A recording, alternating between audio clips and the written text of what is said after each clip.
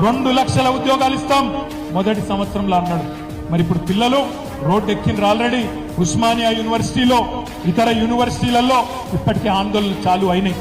గాంధీ హాస్పిటల్లో ఒక తమ్ముడు మోతీలాల్ నాయక్ అనే ఒక తమ్ముడు నిరాహార దీక్ష చేస్తుంటే నిన్న ఒక కాంగ్రెస్ ఎమ్మెల్సీ పోతే తన్ని అక్కడికి వెళ్లి ఉరికిచ్చిండ్రు, వెలగొట్టిండ్రు. అంటే కాంగ్రెస్ కు ఇప్పటికే ప్రజల్లో ఉల్టా స్టార్ట్ అయింది.